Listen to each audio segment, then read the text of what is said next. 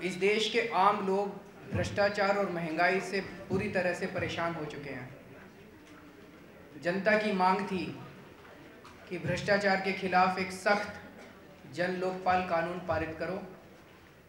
ऐसा कानून पारित करो कि अगर कोई इस देश में भ्रष्टाचार करे तो उसको जेल हो, उसकी संपत्ति जब्त की जाए और उसको नौकरी से बर्खास्त किया जाए। 1.5 साल के अंदर सब कुछ करके देखा। इन लोगों को चिट्ठियां लिखी, पार्टियों से मिले, नेताओं से मिले। 3 बार अन्ना जी अनशन पे बैठे, 1 बार हम लोग भी अनशन पे बैठे, लेकिन ये पार्टियां नहीं मानी। सरकार ने, इन सारी पार्टियों ने मिलकर धोखा दिया, हर कदम पे धोखा दिया। पहले कांग्रेस ने, यूपीए ने धोखा दिया और उसके बाद देखा कि संसद में सारी पार्टियों ने धोखा दिया। तो धीरे धीरे समझ में आने लगा कि जब तक इस देश की राजनीति नहीं बदलेगी, धीरे धीरे समझ में आने लगा कि ये सारी पार्टियों ने चोरी कर रखी है। सारी पार्टियां मिलके गड़बड़ करती हैं, मिलके भ्रष्टाचार करती हैं, एक दूसरे की मदद करती हैं, और अगर कोई पकड़ा जाए तो सारी पार्टियां एक दूसरे को बचाने के लिए दौड़ती हैं।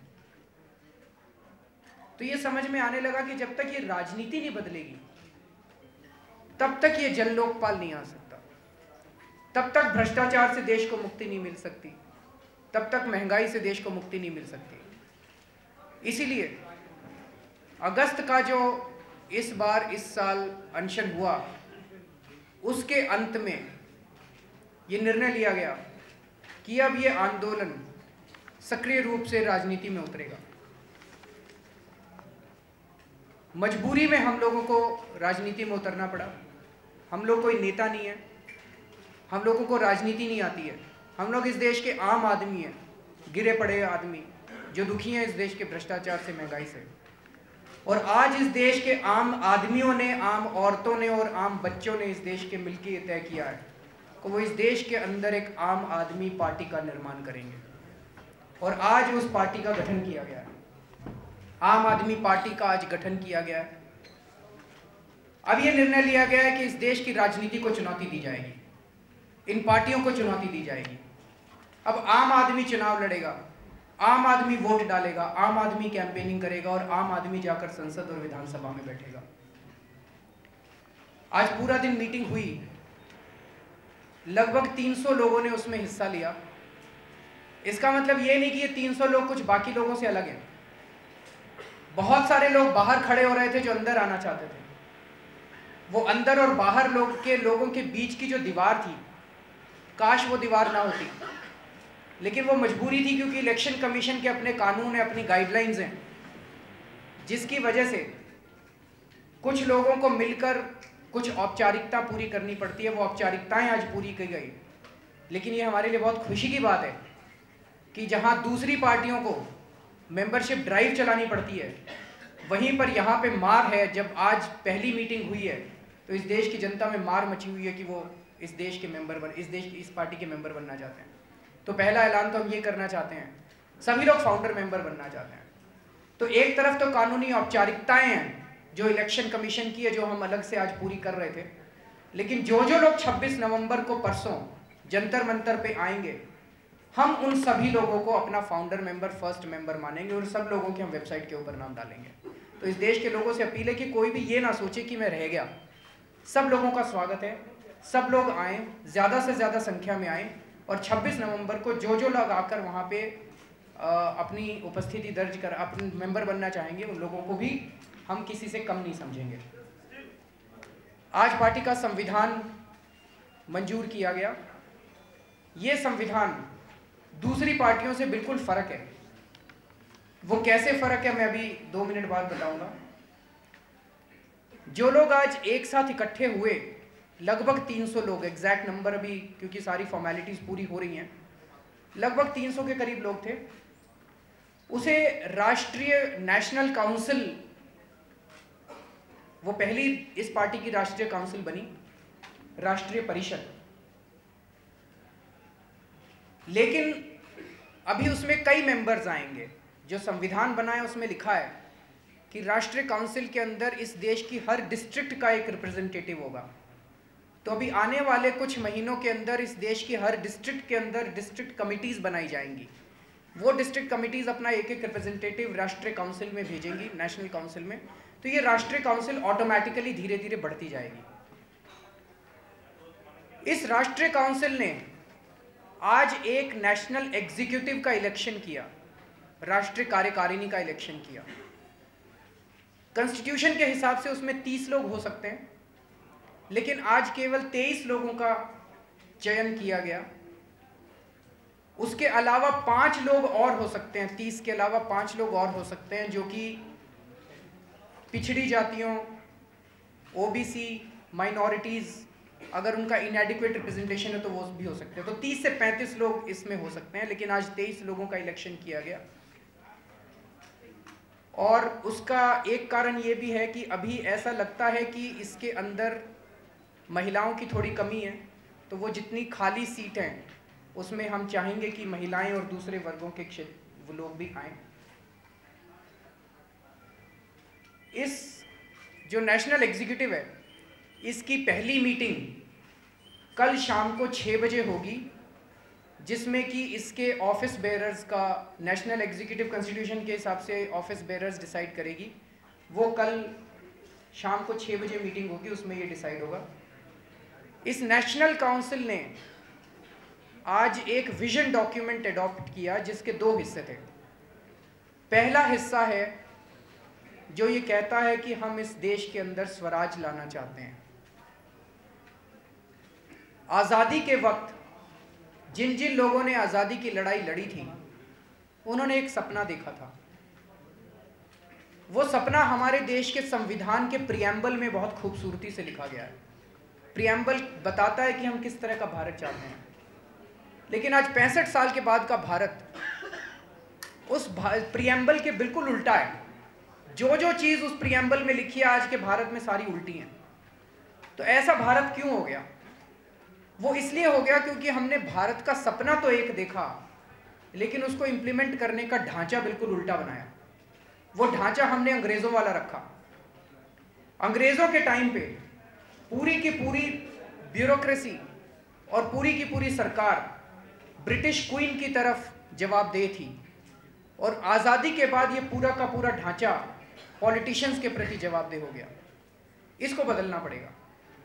5 साल में एक बार वोट डालना और उसके बाद 5 साल तक उन्हीं लोगों के सामने गिड़गिड़ाना, इसको हम जनतंत्र नहीं मानते।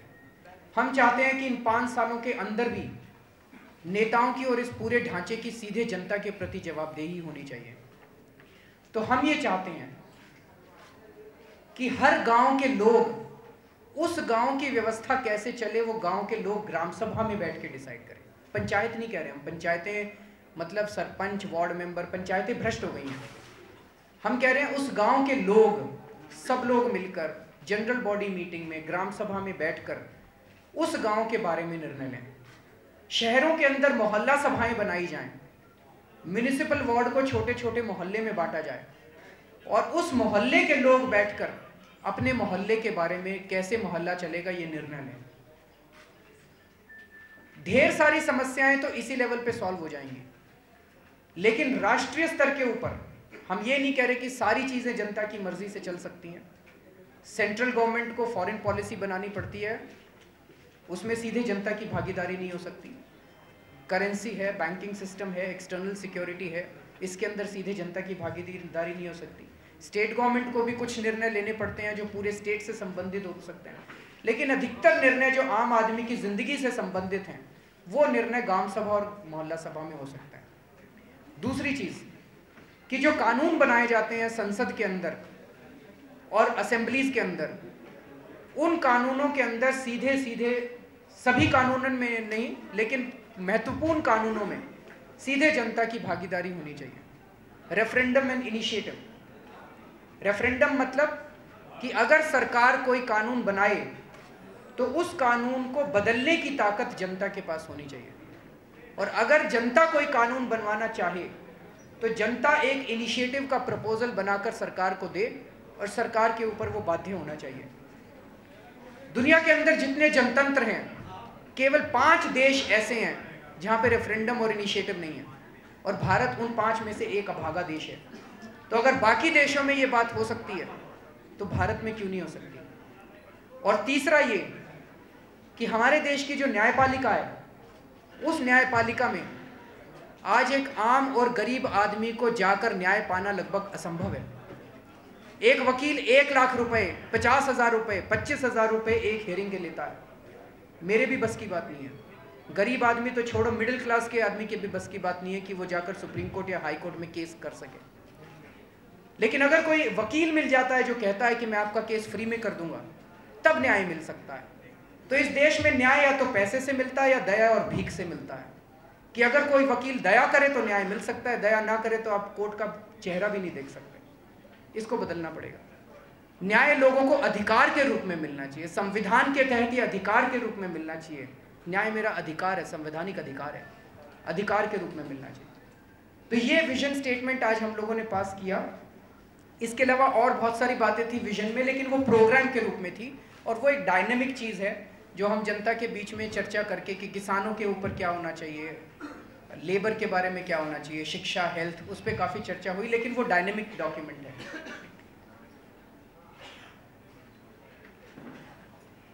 हमारे संविधान की क्या क्या खास बातें हैं जो दूसरे संविधानों से अलग हैं, वो उस पर थोड़ी सी मैं दृष्टि डालना चाहूँगा। इस पार्टी का लक्ष्य क्या है? इस पार्टी का लक्ष्य है स्वराज की स्थापना करना।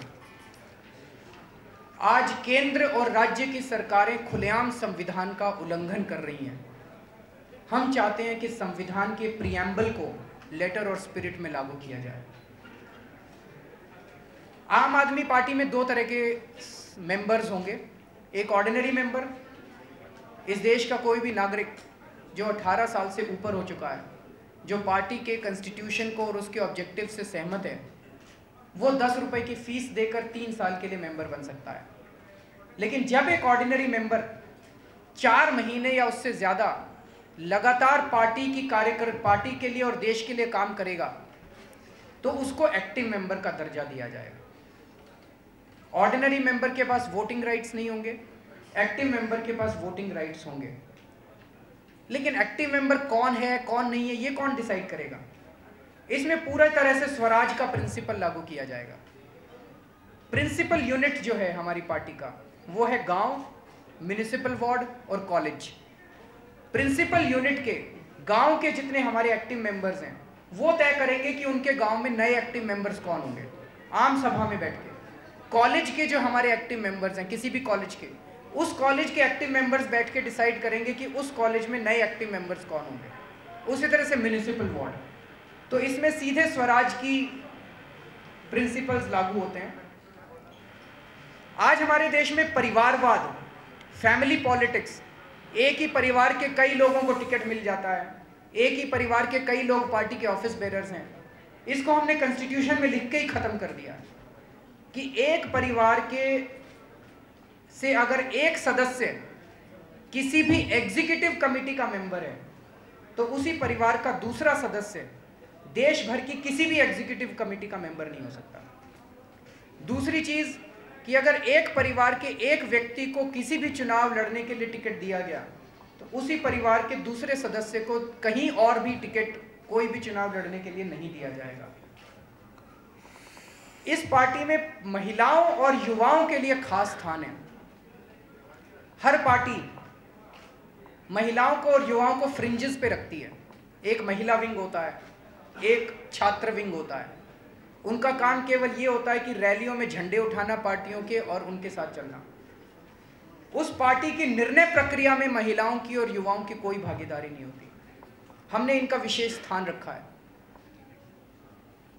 महिलाओं के लिए और युवाओं, छात्रों के लिए स्पेशली हर एग्जीक्यूटिव में कुछ सीट्स अलग से रखी गई हैं, जो कि जहां पर केवल महिलाएं और छात्र आ सकते हैं। और दूसरी चीज, जो हमारी प्राइमरी यूनिट है गांव के लेवल पे, म्युनिसिपल वार्ड के लेवल पे, कॉलेज के लेवल पे, उसमें हमने 2 कन्वीनर्स का स्थान रखा है, एक कन्वीनर और एक जॉइंट कन्वीनर। उनमें से एक का महिला होना आवश्यक, कम से कम एक महिला। दोनों महिला हो तो कोई दिक्कत नहीं है, लेकिन कम से कम एक महिला होनी चाहिए। उसी तरह से ब्लॉक के लेवल पे भी 2 कन्वीनर होंगे, जिसमें से एक महिला होना आवश्यक है। इससे हमें लगता है कि ग्रास रूट से महिलाओं की लीडरशिप और नेतृत्व का जब निर्माण होगा तो वो धीरे धीरे आते आते स्टेट और सेंट्रल, वैसे तो स्टेट और सेंट्रल एग्जीक्यूटिव्स में भी महिलाओं की स्थान है, लेकिन वो धीरे धीरे नीचे से जब महिलाओं का नेतृत्व का निर्माण होगा तो वो धीरे धीरे बाकी पार्टी की पोजीशंस में भी एक अपना स्थान बना पाएंगे। कॉलेज को हमने प्राथमिक इकाई माना है, प्राइमरी यूनिट। जैसे एक गांव है उसी तरह से एक कॉलेज होगा, कोई भी कॉलेज गांव की तरह होगा। दूसरी पार्टियों में जैसा मैंने कहा कि छात्र विंग अलग होता है, इसमें कॉलेज एक गांव के बराबर माना जाएगा। तो ब्लॉक के लेवल पे जब कमेटी बनेगी तो उस ब्लॉक में आने वाले जितने गांव हैं, हर गांव से 2-2 कन्वीनर आएंगे और हर कॉलेज से 2-2 कन्वीनर आएंगे। तो वो छात्र मेन स्ट्रीम पार्टी की धारा में उसका हिस्सा होंगे। पिछड़ी जातियां और अल्पसंख्यकों के प्रतिनिधित्व अगर किसी भी एग्जीक्यूटिव बॉडी में कम हैं तो उनको कोऑप्ट करने के लिए हमने अलग से व्यवस्था की है। भारत के इतिहास में शायद पहली बार इस पार्टी में राइट टू रिकॉल रखा गया है। National council national executive members को रिकॉल कर सकती है, state council state executive committee के मेंबर्स को रिकॉल कर सकती है, district council district executive committee के मेंबर्स को रिकॉल कर सकती है, नेशनल एग्जीक्यूटिव ऑफिस बेयरर्स को रिकॉल कर सकती है। पहली बार इस पार्टी के सारे अकाउंट्स ट्रांसपेरेंट होंगे। पार्टी के डोनर्स की लिस्ट और एक्सपेंसेस की लिस्ट समय समय पर पब्लिक में और वेबसाइट पर डाल दी जाएगी। और पहली बार ये पार्टी अपने लिए खुद अपना लोकपाल और लोकायुक्त नियुक्त कर रही है। राष्ट्रीय स्तर पर एक पार्टी का इंटरनल लोकपाल होगा, स्टेट लेवल पे और डिस्ट्रिक्ट लेवल पे हर डिस्ट्रिक्ट में एक एक लोकायुक्त होगा, डिस्ट्रिक्ट लोकायुक्ता, और हर राज्य के अंदर एक एक स्टेट लोकायुक्ता होगा। इसके अंदर रिटायर्ड जजेस और एमिनेंट लोग उस इलाके के रहने वाले होंगे। और अगर लोकपाल या लोकायुक्त को लगता है कि प्रथम दृष्टि में इसमें सीधे कोई भी नागरिक जाके वहां कंप्लेन कर सकता है किसी ऑफिस बेरर या एग्जीक्यूटिव कमेटी के मेंबर्स के खिलाफ, और अगर उनको लगता है कि प्राइमा फेसी एविडेंस बनता है तो उसको वो जो सज़ा सुनाएंगे वो सज़ा पार्टी को माननी पड़ेगी। नेशनल एग्जीक्यूटिव कमेटी के जो मेंबर्स का आज चयन किया गया वो नाम मैं अनाउंस कर देता हूँ।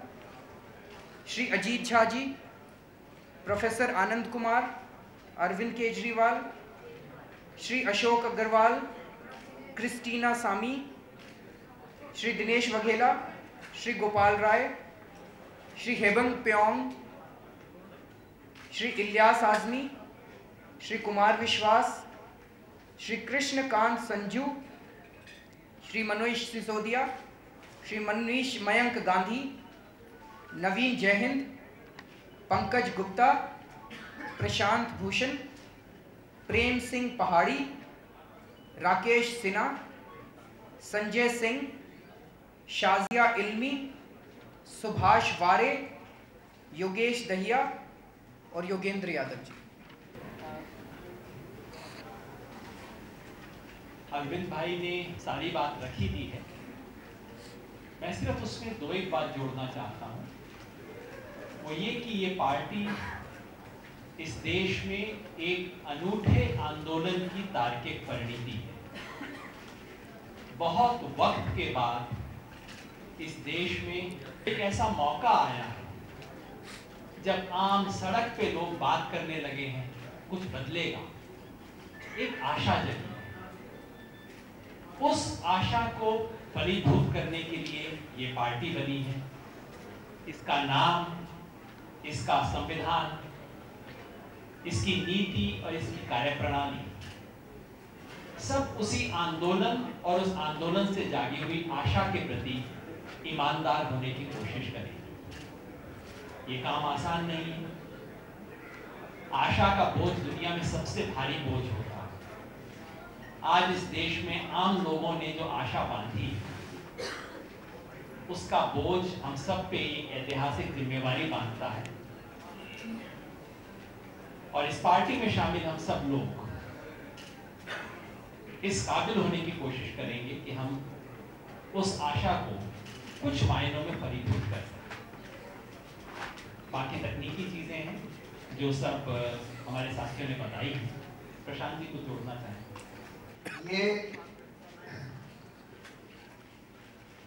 ये समझना जरूरी है कि हमें पार्टी बनाने की क्यों जरूरत पड़ी। जन लोकपाल बिल के पूरे आंदोलन से जो बात सामने आई वो ये थी कि अगर हमने जब ये आंदोलन शुरू किया तो इस उम्मीद के साथ किया था कि जब जनता का उभार दिखेगा, जनता का दबाव पड़ेगा, तो सरकार और संसद को जनता की बात माननी पड़ेगी और ऐसी एक ठोस संस्था बनानी पड़ेगी जो सरकार से स्वतंत्र हो और जो भ्रष्टाचार की ईमानदारी से तहकीकात कर सके। लेकिन इस आंदोलन में जो सरकार और संसद का जो रवैया हमने देखा तो हमको ये बात समझ में आई कि जनता के दबाव से सरकार और संसद वो चीजें तो देने के लिए तैयार हो जाती है, जैसे employment guarantee act, right to food act, right to education act, जिससे कि उस भ्रष्ट व्यवस्था जो आज भ्रष्ट व्यवस्था चल रही है उसमें काबिज लोग के ऊपर आंच ना आए और वो व्यवस्था वैसे ही चलती रहे। उसमें अगर कोई परिवर्तन ना हो तो वो चीजें, वो टुकड़े तो सरकार और संसद इस देश को, इस देश की जनता को देने के लिए तैयार है। लेकिन वो चीजें नहीं देने के लिए तैयार है जिससे कि उनको खुद जेल में जाने की नौबत आ सके या इस व्यवस्था में ऐसा मूलभूत परिवर्तन हो सके जिसमें कि वो इस देश की जनता की छाती के ऊपर बैठकर राज ना कर पाए। तो जब हमको ये बात समझ में आ गई और साथ में ये भी बात समझ में आ गई कि इस देश को अगर बचाना है तो इस देश में व्यवस्था परिवर्तन होना पड़ेगा। ये जो लोकतंत्र चल रहा है जिसमें कि 5 साल में एक बार जनता वोट देकर अपने नुमाइंदे को चुन लेती है और अगले 5 साल तक वो लोग जनता की छाती पर बैठकर राज करते हैं, जब तक इस व्यवस्था को ध्वस्त नहीं किया जाएगा और इस देश में असल लोकतंत्र नहीं कायम किया जाएगा, तब तक ये जो आज जिसको हम कहते हैं क्रोनी कैपिटलिज्म जो चल रहा है, क्योंकि उस 5 साल में बड़ी बड़ी कंपनियों से घूस ले लेकर ये लोग कानून बनाते हैं, नीतियां बनाते हैं, अहम फैसले लेते हैं। उसको बदलने का एक ही तरीका है कि इस देश में असल लोकतंत्र कायम किया जाए, जिसको हमने बोला है, जो हमारे विजन में है कि स्वराज, जिसको हम कहते हैं विकेंद्रीकृत डायरेक्ट डेमोक्रेसी, यानी सीधा लोकतंत्र, जिसमें हर समय जनता ही इस देश की मालिक रहे, वही नीतियां, वही कानून बनाए। तो इस वजह से जब हमने ये 2 चीजें रियलाइज कर ली, एक तो हम इस देश को व्यवस्था परिवर्तन की जरूरत है, मूलभूत व्यवस्था परिवर्तन की जरूरत है, उसके बगैर इस देश को बचाया नहीं जा सकता। और दूसरा ये कि ये व्यवस्था परिवर्तन कितना भी जनता का दबाव हो, ये व्यवस्था नहीं करने वाली, जो लोग इस व्यवस्था पर काबिज हैं, जो आजकल की पार्टियां हैं जो सत्ता में बैठी हैं, वो इसको नहीं करने वाली। और बार बार चुनौती यही देते थे ये लोग कि आप लोग कौन होते हैं बोलने वाले, हम तो चुने हुए नुमाइंदे हैं, हम संसद में काबिज हैं, संसद कानून बनाती है, हमको जैसा मन आएगा कानून बनाएंगे, आप लोग कौन होते हैं। तो इसके बाद इस अहंकार को तोड़ने के लिए हम लोगों ने ये तय किया कि अच्छा ठीक है, तो हमको उनकी चुनौती स्वीकार करनी पड़ेगी, सीधा सीधा संसद में जाना पड़ेगा और उसके लिए एक राजनीतिक पार्टी जो कि इस देश में सिर्फ एक राजनीतिक विकल्प ना दे, बल्कि एक वैकल्पिक राजनीति की स्थापना करे इस देश में असल स्वराज ला सके, उसके लिए ये पार्टी बनाने का फैसला हमने किया, जिसकी शुरुआत आज करी गई। अभी कुछ साथियों ने सवाल उठाया था कि इस राजनीतिक पार्टी का भविष्य क्या होगा। दरअसल जिस आम आदमी की पार्टी की बात हम लोग कर रहे हैं, उसका भविष्य देश के आम आदमी के ही हाथ में है। और देश का आम आदमी उत्तर से लेकर दक्षिण तक और पूरब से लेकर पश्चिम तक, कश्मीर से लेकर कन्याकुमारी तक भ्रष्टाचार से पीड़ित है, महंगाई से पीड़ित है, खेती की समस्या से पीड़ित है, बेरोजगारी के सवाल से पीड़ित है। और उन सारे सवालों को हल करने का एक सपना लेकर आम आदमी की ये पार्टी आई है। इसलिए देश के आम आदमी के हाथ में ही इस पार्टी का भविष्य है। और मुझे पूरा विश्वास है, आज कांग्रेस पार्टी की ओर से बयान आया है कि हाँ, आम आदमी हमारा शब्द है।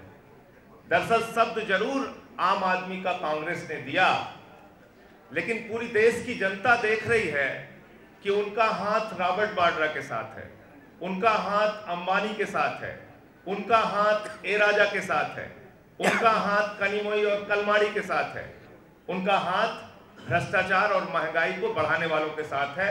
इसलिए आम आदमी की पार्टी आम आदमी की बात करेगी, उनके बीच में जाएगी और आम आदमी के भरोसे, उनकी ताकत पर देश को एक मजबूत राजनीतिक विकल्प देगी। जो कई सारे जो रिटायर्ड जजेस हैं, एक्स ब्यूरोक्रेट, उनका ये कहना है कि ये लोग इस पार्लियामेंट्री डेमोक्रेसी में, जहाँ की जो रियल एक्सिक्यूटिव है, पब्लिक इलेक्टेड गवर्नमेंट होती है, तो एक फ्रेंचाइज मॉन्स्टर के तौर पे कहीं साबित न हो, एक सिंगल बॉडी में इतने पावर को वेस्ट कर देना, ये कहाँ तक जायज है? और क्या आपको ये लगता है कि मोनोलिथ के रूप में रह जाएगा? और दूसरा, जो आपने और सारी बातें की, राइट को रिकॉल की, इतने बड़ी डेमोक्रेसी है, ये स्विट्जरलैंड नहीं है, तो कहीं आपको ये नहीं लगता कि ये एक यूटोपियन और अनप्रैक्टिकल ख्याल है? नहीं, हमें नहीं लगता है। पहली चीज़ तो ये कि स्विट्ज़रलैंड का साइज़ हिमाचल प्रदेश जितना है, उतना ही है, तो हिमाचल प्रदेश में लागू कर सकते हैं, ठीक है। तो उसके बाद हिमाचल प्रदेश के बाद गोवा में लागू कर सकते हैं, वहाँ भी कर देते हैं। फिर महाराष्ट्र में हर डिस्ट्रिक्ट में लागू कर सकते हैं, वहाँ कर देते हैं। तो जब ये कंपैरिजंस किए जाते हैं तो ये गलत कंपैरिजंस किए जाते हैं कि भाई स्विट्ज़रलैंड के साइज़ का नहीं है। तो हमारे देश में कई सारे स्विट्ज़रलैंड हैं, तो वो छोटे छोटे लेवल पे होंगे, और उस छोटे छोटे लेवल पे भी नहीं होंगे, और भी छोटे करने पड़ेंगे। ग्राम सभा में लागू कर सकते हैं। अगर ग्राम सभा में लागू कर सकते हैं तो सारी ग्राम सभाएं मिलके जो निर्णय लेती है वो कलेक्टिव निर्णय हो गया, तो ये इम्प्लीमेंट हो सकता है, पहली चीज़। दूसरी चीज़, ये कपिल सिब्बल द्वारा फैलाई गई गलतफहमियां हैं। फ्रैंकेनस्टाइन मॉन्स्टर है, मोनोलिथ है। रेलवेज में कितने कर्मचारी हैं? 15 लाख। इनकम टैक्स डिपार्टमेंट में कितने कर्मचारी हैं? 30,000। सेंट्रल एक्साइज एंड कस्टम्स में कितने कर्मचारी हैं? उसे भी ज़्यादा। तो अगर बाकी सारे डिपार्टमेंट्स में इतने कर्मचारी हैं, तो अगर एक सरकारी विभाग जो कि सारे डिपार्टमेंट्स का भ्रष्टाचार देख रहा है, उसमें अगर 15,000 कर्मचारी आ गए, तो ये मोनोलिथ हो जाएगा, बाकी मोनोलिथ नहीं हो रहे जो भ्रष्टाचार कर रहे हैं। ये सारी गलतफहमियां हैं। मोटे मोटे तौर पे जन लोकपाल क्या है? एक ही चीज़ है, एक लाइन में जन लोकपाल है, सीबीआई को इंडिपेंडेंट कर दो, बस, और कुछ नहीं है।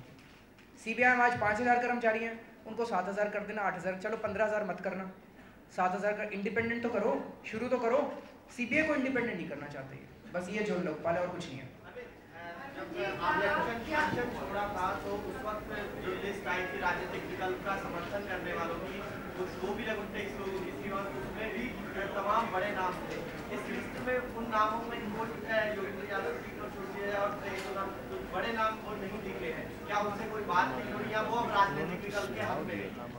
नहीं, देखिए, विकल्प के हक में है, उन्होंने साइन करके दिया था, ये तो वही बता पाएंगे जब आप उनसे पूछेंगे।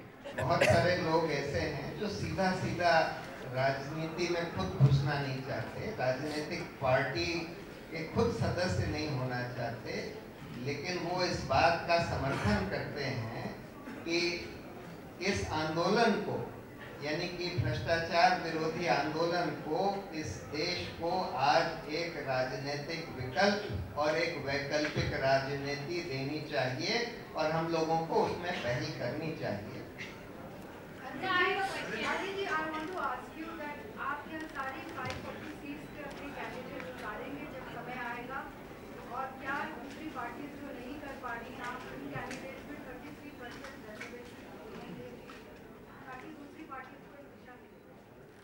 देखिए, जहाँ तक सारी सीट्स पे उतारने का सवाल है वो चुनाव के समय पे निर्भर करेगा और पार्टी डिसाइड करेगी। अब कल अगर चुनाव हो जाए और आप कहें कि 543 तो मुश्किल नज़र आता है। समय पे चुनाव होते हैं तो होना ही चाहिए, क्यों नहीं होना चाहिए। और जहाँ तक महिलाओं को उतारने का सवाल है, हम तो चाहेंगे कि उससे भी ज़्यादा महिलाएं, इसीलिए हमने ये रखा है कि दो अगर नीचे के लेवल पे दो लोगों को मिले। नहीं, बिल्कुल कमिटमेंट है, बिल्कुल। सवाल ये है, जैसे और पार्टियां हैं सदस्यता शुल्क लेती हैं, ज़्यादा पैसे आप 10 रुपये रखें, तो ये आम आदमी की पार्टी कहाँ रहेगी जब आप 10 रुपये फीस ले रहे हैं? 10 रुपये नहीं लेने चाहिए। जब आम आदमी की पार्टी है तो आम आदमी 10 रुपये दे सकता है। अभी मैं आप लोगों के लिए बता दूं, ये जो 300 लोग इकट्ठे, हमारे पास पैसा नहीं है। एक गलत फहमी ये फैली हुई है, पैसा बहुत है। ये PCRF बहुत ज़्यादा डेफिसिट में चल रहा है, लगभग 15-20 लाख रुपए का घाटा है। और अभी हम लोग जो ये पूरा 3 दिन का पॉलिटिकल पार्टी का लॉन्च कर रहे हैं, इस पॉलिटिकल पार्टी के लॉन्च में तो आप PCRF का पैसा भी इस्तेमाल नहीं कर सकते, because it can not be use for political activity.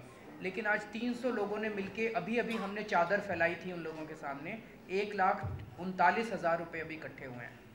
आप इस देश के आम लोगों के हाथ में छोड़ दीजिए, वो पैसा भी दे देंगे, समय भी दे देंगे, क्योंकि उनके भविष्य की बात है।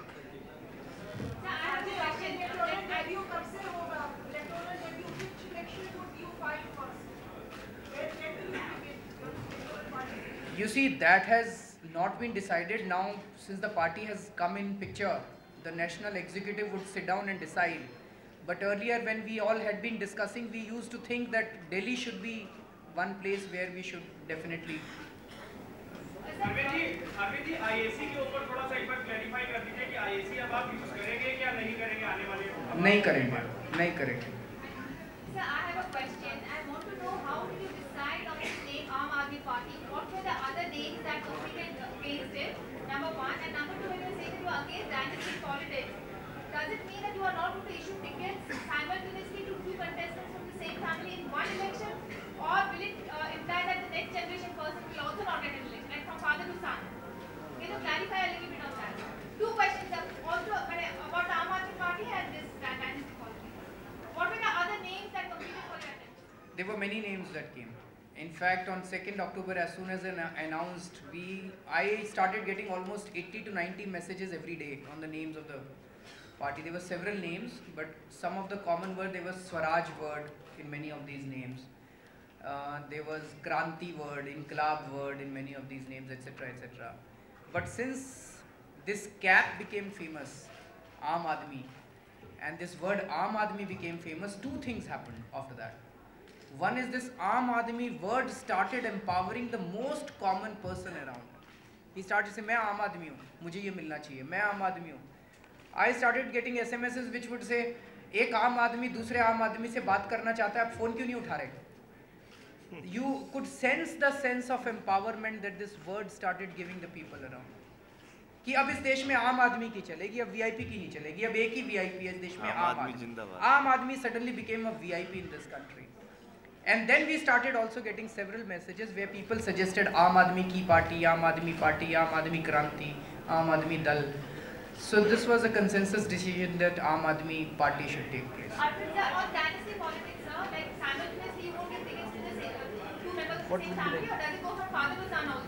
I think the current constitutional provisions that in one election we would not issue tickets simultaneously to 2 persons of the same family. Similarly, throughout the party, 2 persons from the same family shall not occupy executive positions at one given point of time. Now surely this does not put an end to all forms of evil. But the trouble is that if you start legislating about these things, then you end up being evil. But yes, this dynastic thing passes from one to the next generation. All these things have to be thought through. At the same time, you cannot have a foolproof rule about everything at this stage. But if you get the spirit of what we are trying to do, the spirit goes basically against what most of the political parties have been practicing in this country. Top-down parties, 15 vice presidents, 20 general secretaries and so on, which you see in most parties. The sense of complete disempowerment of the local, dynastic politics, lack of transparency in party functioning, and lack of space for women and youth. These are all things which we are trying to rectify. through rules, but in reality, rectification will have to take place through practices. Arvind, you have announced the name of the political party as Aam Aadmi. Now the party has still not been registered. Will this announcement, still stay valid? There can be a chance that the election commission can reject this very name which you have proposed. So have you thought about these? Why should they reject? No, Arvind, I have a supplement to this. Congress spokesman Manish Tiwari has objected, saying Aam Aadmi is a word coined by them. So have you thought of any? I think he's wrong. They have not coined the word. They try to hijack the word. And incidentally, they were hijacking the word, but they could not hijack the Aam Aadmi. And today that word has also gone from them. It was very clear, Congress का हाथ आम आदमी के साथ कभी भी नहीं था, लेकिन अब कांग्रेस ये झूठ बोलना भी बंद कर देगी कि कांग्रेस का हाथ आम आदमी के साथ. Arvind, when you broadly started, this entire movement was against corruption. Now you are a political party. People will require your views on various issues. Broadly speaking, how will you formulate these views, and what will be the main plank on which your party will go ahead between the people in election in Anantapur? Today, towards the end, we have decided, the National Council today decided 25 subjects. In addition, I think there were many other subjects suggested. So when the National Executive meets, they will make a list of all those subjects. We will make committees of experts on each of these subjects. These committees are likely to prepare their reports in about 3 to 4 months' time. And then we will have extensive discussions on these draft reports within the party, right to the village level, as well as across the country through various seminars, discussions and public rallies. And whatever opinion we get, whatever is the consensus, that would be the stand of the party on each of these subjects. We completely appreciate that the... Can you broadly name few of these subjects that you are looking into? I think you... One thing I would like all of us to appreciate, there are 3 different ways in which parties get formed. Most political parties in this country get formed by splitting or splintering of an existing party. This is the most standard route. The classical route used to be that you have ideology, then you make a party to fulfill that ideology. But the third route, and this is what this party represents, that there is a spontaneous upsurge of the masses. And that movement is being transformed into a party. Therefore, to have all the expectations of a traditional political party doesn't quite work in that case. We have to learn. We will make these subject committees. A large number of these subject committees have to do with reforming the political system through the fundamental mantra of Swaraj, as Puranik Bhai articulated, which is a program for radical political decentralization or non-centralization, whichever way you call it. And direct democracy, that's fundamental. So you have a number of committees on that. Then you have specific committees to do with agriculture, to do with reforms in industry, to do with urbanization, to do with rural areas, to do with tax reforms, police reforms, foreign policy, education, health. We're trying to set up committees on these things. We have to learn.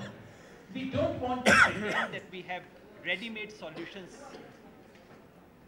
We don't want to pretend that we have ready-made solutions for all these things. We want to set up the committees, we will learn, and these committee reports will further be circulated to the people. Wider discussions would take place. In this country, too many people are too sure of whatever should happen. We want to encourage a culture of dialogue on lots of questions where the country may have reached a dead end. People have very certain positions. We want to create a dialogue. We want to create a consensus about new kinds of policies in the country. Arvind ji, जब आप लोगों के कुछ सदस्यों के ऊपर आरोप लगे थे तो एक इंटरनल जो है आप लोगों ने इंक्वायरी कमेटी सेटअप की थी, क्या उसकी जांच अब तक कुछ आगे बढ़ी है या कुछ निकल के सामने आया है? नहीं, अभी उस कमेटी की एक फॉर्मल मीटिंग नहीं हो पाई है, लेकिन इन एनी केस जल्दी होगी. परसों उसके बारे में कुछ अनाउंसमेंट्स होंगे. आईएसी के नाम से कोई चेक नहीं आते थे. जिसके नाम से अब किसके नाम से कौन जिम्मेदारी लेगा? सेकंड क्वेश्चन ये है कि नीतीश सरकार ने आज 7 साल पूरे किए और उन्होंने लोकायुक्त की काफ़ी तारीफ की, क्या कहेंगे?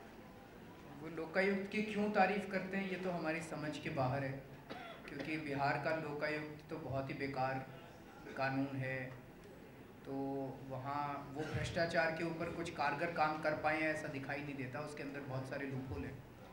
दूसरा आपका प्रश्न क्या था? वो अब आम आदमी पार्टी के नाम से होगा, कोई भी व्यक्ति हमारा ट्रेजरर होगा पार्टी का, तो वो ट्रेजरर सारा जिम्मेदार होगा कानून की नज़रों में। जब से आपने पॉलिटिकल ऑप्शन देने की बात की है, लगातार आपने यही कहा कि हम अन्ना हजारे को एक आदर्श की तरह आइडल की तरह मानते आए। आज नो डाउट बड़ा दिन आपके लिए पार्टी का अनाउंसमेंट किया, क्या आज अन्ना हजारे से किसी किस्म की कोई बातचीत की? मेरी 3 दिन पहले हुई थी, 3 दिन पहले मैंने फ़ोन किया था, उनसे बात की थी, वो बहुत खुश थे और मैंने उनसे यही कहा कि आपका आशीर्वाद चाहिए। उन्होंने कहा कि बिल्कुल आप सफल हों, ऐसी मैं प्रभु से कामना करता हूँ।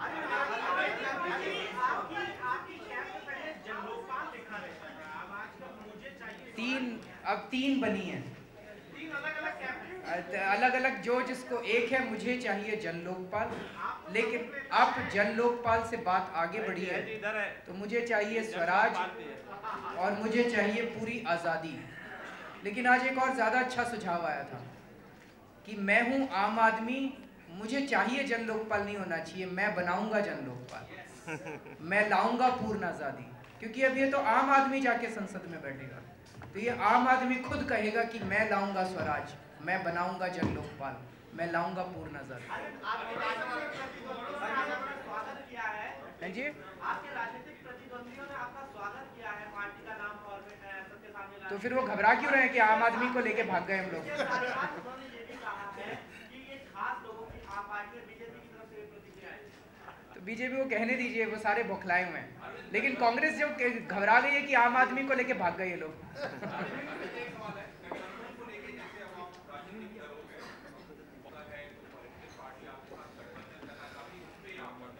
देखिए, हम गठबंधन की राजनीति करने नहीं है। हाँ। हेलो, हम गठबंधन की जैसे ही राजनीति की बात करो तुरंत बात आती है चुनाव में क्या करेंगे, गठबंधन करेंगे, कि ये सारे सत्ता की राजनीति है, ये सत्ता से रिलेटेड है। सत्ता कैसे हथियाएंगे आप, सत्ता पे कैसे काबिज होंगे आप, ये हमारे लिए मकसद नहीं है। अगर आप एक अच्छे बिजनेसमैन से पूछें कि आप बिजनेस क्यों करते हैं, तो अच्छा बिजनेसमैन कभी ये नहीं कहेगा कि प्रॉफिट के लिए, वो कहेगा समाज को सेवा देने के लिए करता हूँ और profit is a by product. हम लोग राजनीति में आए हैं इस देश की राजनीति को बदलने के लिए। 2 अक्टूबर को जो पार्टी लॉन्च हुई थी तब हमने कहा था कि आज से लेके 2014 तक हम रोज़ इनकी राजनीति को चुनौती देंगे, इनको चैन से सोने नहीं देंगे, और तब से लेके आज तक इनको हमने चैन से सोने नहीं दिया, और ये प्रक्रिया जारी रहेगी। चुनाव लड़ेंगे, चुनाव तो जीतने ही हैं, वो तो होना ही है, क्योंकि आम आदमी की पार्टी है, आम आदमी कैंपेन करेगा, आम आदमी वोट डालेगा, आम आदमी डोनेशन देगा, तो वो तो जीतना ही है। लेकिन हम चुनाव जीतने के लिए नहीं आए हैं, हम गठबंधन की राजनीति करने के लिए नहीं आए हैं, हम इस देश की राजनीति बदलने के लिए आए हैं, उसके रूल्स बदलने के लिए आए हैं।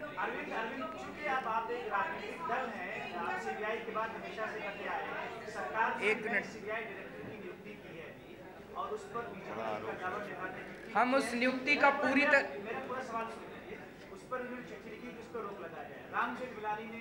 चिट्ठी प्रधानमंत्री को लिखा और गडकरी को कि इस पर बीजेपी राजनीति करना छोड़े, सरकार जो कर रही है वो ठीक कर रही है, इस पर क्या?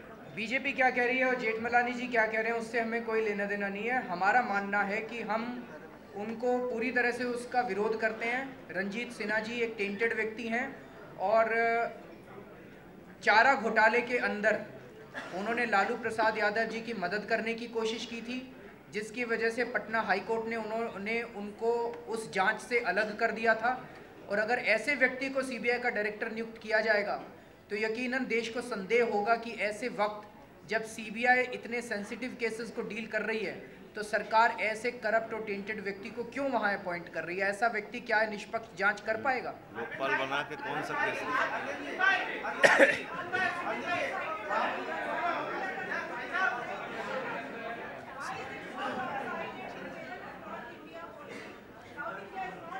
Christina is there.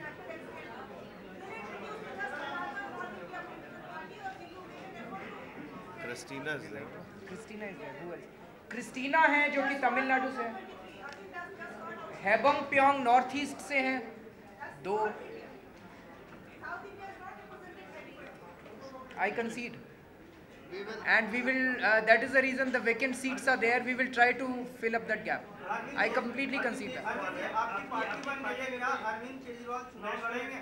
फिर आप चुनाव की बात करते हैं। चुनाव हम सोच ही नहीं रहे अभी, सीरियसली नहीं सोच रहे। चुनाव तो सारे लड़ेंगे, चुनाव पार्टी लड़ेगी, लेकिन मैं लड़ूंगा कि नहीं लड़ूंगा ये पार्टी सोच ही नहीं रही अभी। जो मेंबर होगा नेशनल एग्जीक्यूटिव में, जो मेंबर होगा, क्या उसकी फैमिली से कोई चुनाव लड़ सकता है या नहीं? और दूसरा सवाल ये कि आपकी पार्टी में रिटायरमेंट का कोई रखा गया, क्योंकि दूसरी पार्टी में आमतौर पर देखते हैं कि होना नहीं चाहिए, ज्यादा उम्र हो जाए, खड़े नहीं हो सकते, फिर भी चुनाव लड़ेंगे, राजनीति करेंगे, आपका कोई रिटायरमेंट नहीं रखा है? फ्रैंकली इन दोनों बातों पे अभी सोचा नहीं है, पर सोचेंगे, अहम मुद्दे हैं। Thank you.